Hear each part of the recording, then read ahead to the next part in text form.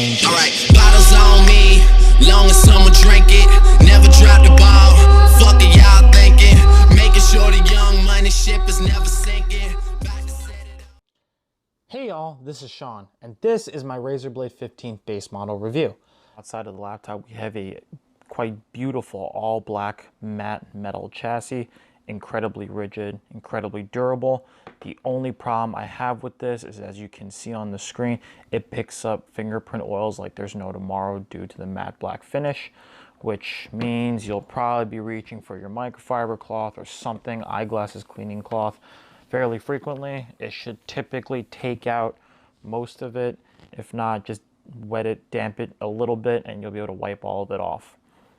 Now, this logo back here is not RGB. It is actually LED, and unfortunately, it's not independently controlled through any of the Razer software. On the base model, it's tied to the screen brightness, so it can be adjusted. Unfortunately, you can't just turn it off, as some people will like to have the logo completely turned off and not be flashing green if you're, let's say outside or whatever the case is. On the left side of the laptop, you have your barrel pin connector, which allows it for charging. Ethernet port, you don't see this on a lot of laptops nowadays. 2 USB-A ports, combo, headphone, and microphone audio jack. And on the right side, you have a Kensington lock slot if you want to lock this down. This is an expensive machine after all. Mini display port, regular size HDMI, another USB-A port, and a USB Type-C Thunderbolt 3 port. And now moving on to the inside, for those of you who really care about this, it does indeed pass the one-hand opening test, and as you can see, loads up pretty quickly. The display option that we get with the Razer Blade 15 base model is a 1920 by 1080p full HD 60 Hz display. Now, the colors might be coming through quite punchy and saturated, but I can assure you that when you're looking at this in person, the colors aren't in your face, overly saturated. They're actually quite nice to look at, and I do have a gaming monitor and I do know what washed out colors look like. This display is definitely significantly nicer in terms of color quality and color accuracy than my gaming monitor. Typically, I have the brightness set to about 50%. It gets me through almost every indoor scenario that I've been to. Sometimes when I have to go outside or I'm sitting in the sun, I'll punch this up to 75%, 80% brightness, but typically around 50% will get me through almost every scenario. Now on the bottom section here, you have 2 upward facing speakers that get pretty loud and are pretty clear, especially when you're playing video games or you're listening to music. Now, when you set it to 100%, you're going to get a little bit of scratching, as typically what happens when you have smaller speakers, but if you set it to around 90-95%, you should be perfectly fine. Now, the typing experience on the keyboard itself is very low travel keys. You feel them bottoming out a lot quicker than I have on like my other laptops, such as my Surface Book 2 and the other laptops that I've owned as well.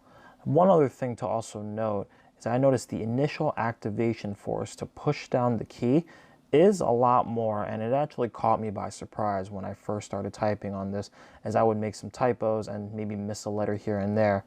But to initially get the key to punch down and register takes a considerable more force than I'm used to. A gripe that I have with this keyboard should be glaringly obvious is that there's a function key on the right side of the arrows. I don't know whose idea it was to do this, but I've constantly tried to hit the right arrow and now I end up hitting function, wanting to hit the down arrow, I'm hitting right arrow, and I don't know who did this, but this setup right here where the 3 arrows and then the shift and function flanking it on the right, that's not something that I'm a big fan of. Oh yeah, and the keyboard is RGB and completely customizable through the Razer Synapse software. As you can see, I'm a fan of purple. Now the trackpad is really nice. It's a glass trackpad using Windows Precision drivers. Thank you very much for that one, as it has all the major 3, 4, 2-finger gesture controls and whatnot. Now the only thing that I have a gripe with the trackpad, with it being so huge, is as someone who types, I use my right thumb to try to tap the right button when I need to on the screen, and it just took a little bit more of getting used to kind of reaching my thumb a little bit further back just to get that right click. The good part is that when you do click it, not too loud, which is really nice. For the specs of the machine, we have an Intel Core i7-8750H processor, which is a 6-core, 12-thread processor. Not to be confused with the Intel Core i7U series of processors, which has a 4-core, 8-thread and is 15 watts. This has 16 gigabytes of DDR4 RAM and has a two storage system. One is an SSD, the other one is an HDD. The SSD in here I have is a 128 gigabyte Light-On branded SSD. It's actually kind of small. And then a 1 terabyte, unfortunately, 5400 RPM hard drive. More on that later. This has a 65 watt hour battery and a GTX 1060 Max-Q edition. Now the Max-Q edition is the laptop series of GPUs from NVIDIA that what they typically do is cut down about 10% of the performance or so to help with thermals, as you can see, it's a very thin laptop. To showcase some gameplay performance, I'm starting off with Apex Legends. I used the recommended settings from NVIDIA GeForce Experience, which set everything between low to medium. As this is a 60 Hz panel, VSync was turned on, and I was able to hit 60 FPS easily. But when you first drop off the ship, it would dip to the high 40s to mid 50s, then go back to 60 FPS. It is not shown too well here, but I did notice a significant amount of stuttering in between open areas while running and fighting scenes, which that part makes sense. But then it would go back to normal shortly after. Overall, it was a fairly smooth gameplay experience.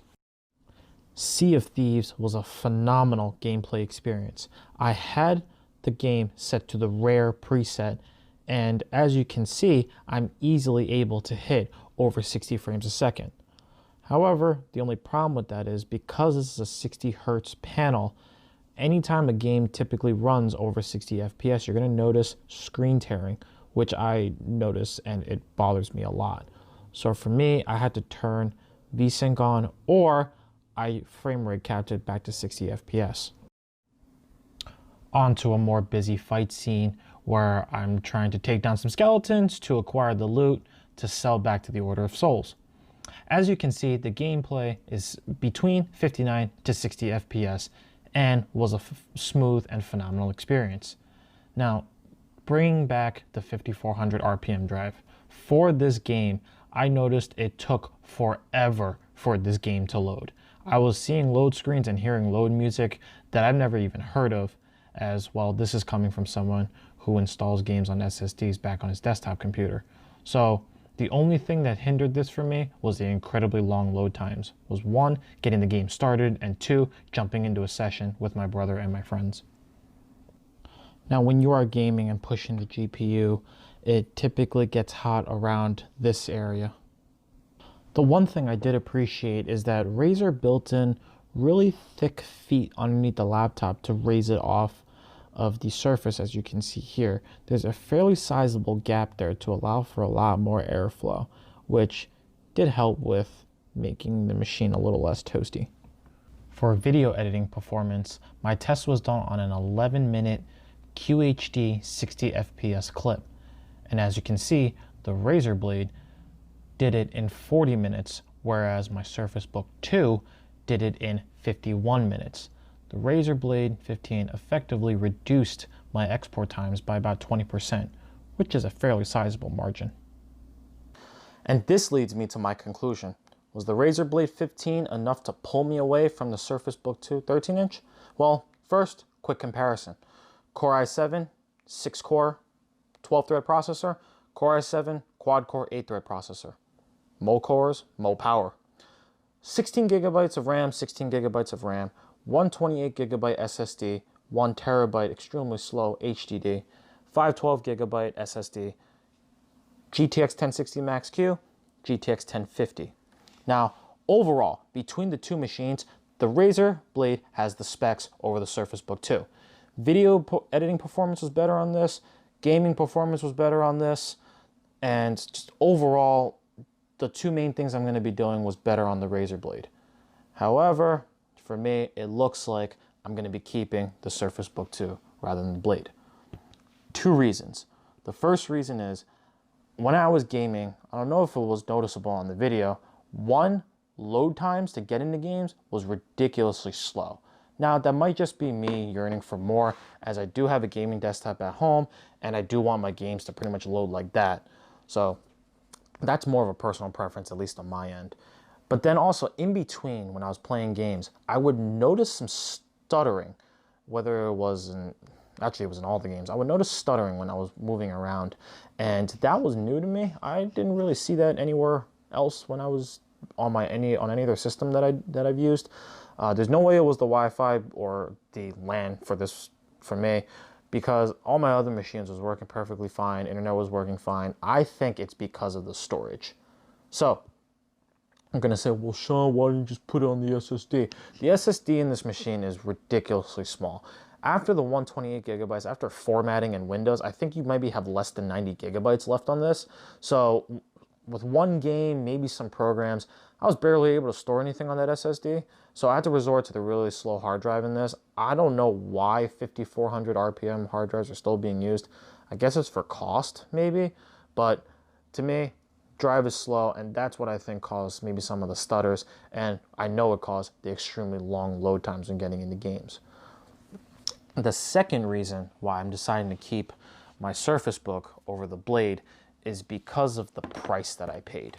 Okay, again, your mileage may vary, but for me, the Surface Book 2 I paid $1,500 for. The Razer Blade I paid $1,600 for.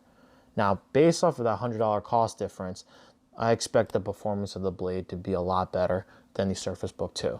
But for that price difference, I would gladly take the touchscreen and the pen over the standard laptop form factor in this case. My guess is, had the storage been completely swapped out, I probably would have maybe stuck with the Blade, but that was the one thing that was really hindering it for me. As one, I don't like long load times. Two, I had to store a lot of the video editing files on there as well, so it did stutter some of the video editing on it. And the price just didn't justify it for me. Now, if we're going MSRP, the Surface Book 2, this one is over $2,000. My configuration costs over $2,000. I believe actually it's $2,500. $2,500, $2,600. Brand new. Blade, $1,600 brand new. I will gladly take the Blade over this, because for a $900 delta, I wouldn't pay an additional $900 if I was mainly looking for video and gaming performance over the Razer Blade. Unfortunately, that wasn't the case, and that's now how it worked out for me.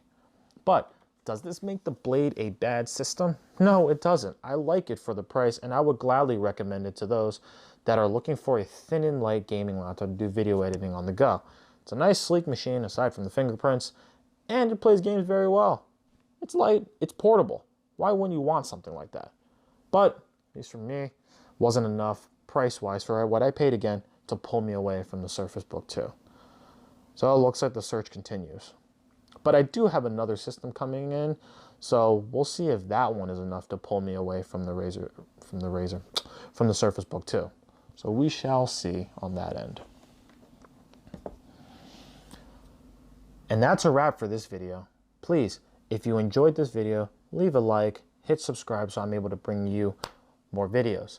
Now, I am new to this, and I am learning this as I go along, so please leave a comment in the comment section below for constructive criticism. I'm completely open to this. I do want to get better, and more things that people want to see, and the more things that I can improve on, please let me know.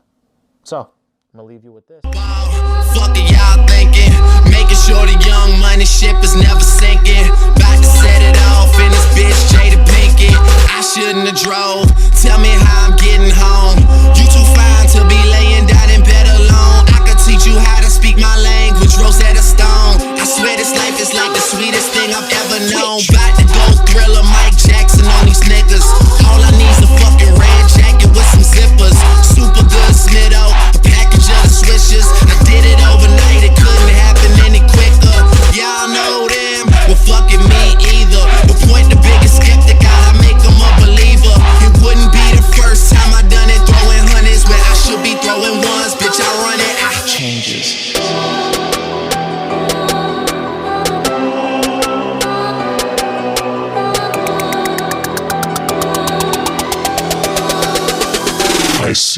changes. One thing about music, when it hits you, feel no pain. And I swear I got that shit that make these bitches go insane. So they